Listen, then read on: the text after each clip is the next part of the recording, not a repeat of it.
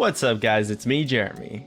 The Duskblade of Draktharr is a new assassin-based attack damage item that brings an interesting passive that's a little bit comparable to that of a Zed ultimate, and I got a chance to mess around with it a bit on the PBE, so I'm here to answer just how good is Duskblade of Draktharr.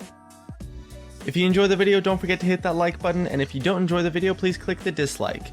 And if this video hits 10,000 ratings, I'm gonna buy myself some Chinese food.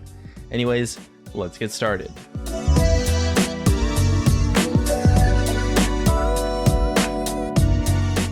So the Duskblade of Draktharr is a new item that, at the time of making this video, costs 3250 gold and gives 75 attack damage, 5% movement speed, 10 flat armor pen, and the unique passive of basic attacks on an enemy champion apply Nightfall on a 2-minute cooldown, where the Nightfall effect is that after 2 seconds deal physical damage equal to 90 plus 25% of the target's missing health, and if you get a killer assist on the target before Nightfall ends, the cooldown is refunded, building out of a serrated dirk from 2 longswords and a BF sword. And with those raw stats, for my calculations, the item is 99.2% gold efficient, not including the passive, which is actually really good value when we take into account how insane the passive actually is. The passive is essentially an attack damage version of DFG in the form of some kind of like a mini Zed ultimate. It gives any AD champion that builds this item insane burst on any squishy target, but because of the percent health scaling, it also gives you the power to burst down tanks that was pretty much non-existent before due to the changes to Last Whisper.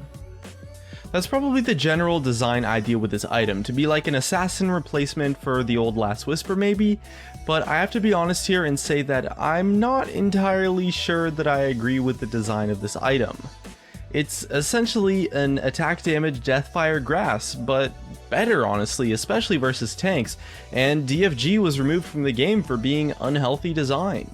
I mean, I can kind of see the design of wanting an item that makes assassins better versus tanks, and it's probably being made as a way to improve the itemization of AD assassins and AD casters, which you do have to admit is actually a little bit lacking compared to some of the other roles, especially when it comes to killing tanks. However, burst damage is a very risky form of design when it comes to anything in League of Legends, as the past has shown, and that's essentially what this item brings to the table straight up. On any attack damage champion, not just assassins, it brings a really ridiculous amount of burst to their kit. The AD champion of choice that I personally chose to test this out with was Jarvan, just because I enjoy playing him, I guess, and when playing him in a solo lane he has a decent amount of burst, and one of my games specifically really showed just how much burst this item really can bring to the table. I'll start playing the clip now, but as you can see, I'm super far behind. I started this game out 0-4, and actually I didn't hit level 6 until about 11 minutes into the game. And there's no doubt that I got dumpstered in lane in this game. I played badly, and I got punished, and it was no one's fault but mine. And although I was able to pick up a couple kills from the roams after, my CS, I mean, just look at it, it's abysmal. But I'm still able to jump in and completely one-shot the enemy AD carry. And not only do I jump in and one-shot them, I jump into an ambitious fight that is pretty much 1 vs 3 or 1 vs 4 even, and I miss my EQ combo, so I don't actually get my knockup, and they still die almost instantly. Heck, I didn't even use Ignite. And if you take a look at the in-game chat, I think you might get a little bit of an idea as to how frustrating that was to play against. I mean, honestly, by missing my EQ combo in that exchange, I would personally say that Kalista probably outplayed me by dodging a key piece of my combo. But honestly, me killing her there didn't take much skill at all really, and she had pretty much no chance to outplay me.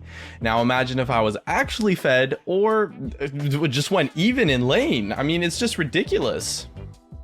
Typically on an assassin, or really just any role where your job is to deal damage, if you go 0-4-0 in lane and have literally 7 CS and are level 4 10 minutes into the game in a solo lane, well, you probably aren't going to be playing League of Legends for the rest of the game, and for good reason. I mean, you probably don't deserve to have an impact being that far behind. I mean, if you did that on an AD carry, or maybe on a jungler, or most solo laners, really just anyone except for a support and maybe some of the high utility champions, you're just going to be completely useless for like 30 minutes. But that's exactly what happened to me in this game, and because of the item, well, I was still able to one-shot my opponents who went even or won their lanes potentially. Because the passive procs on the first auto attack automatically though, it's a little bit awkward to build on ranged champions since it can prevent you from poking with your auto attacks. So I will say that it's a much more of a melee oriented item, but the cooldown reset aspect is really forgiving in a fight. And although I can't deny that the Last Whisper change was a pretty big nerf to assassins, and although I do think that assassins need better itemization, don't get me wrong, it's just a little bit tough to agree with the design choices of Duskblades, specifically like the fairness of the idea. I mean, the thing is that the kind of champions that want to build this item don't really need that much help trying to burst people down most of the time, so by adding this improved burst aspect to it, it makes the burst combo of those champions just so fast and so powerful that it really hurts, if not completely removes all forms of counterplay, and just makes it impossible to react once someone jumps in on you and is using this item. One thing I will say though is that the build path kind of sucks, since having to buy a BF sword in the lane can make things really awkward depending on how much gold you have in your back. And in addition, an item like this could honestly bring a lot of life to some awesome off-meta builds.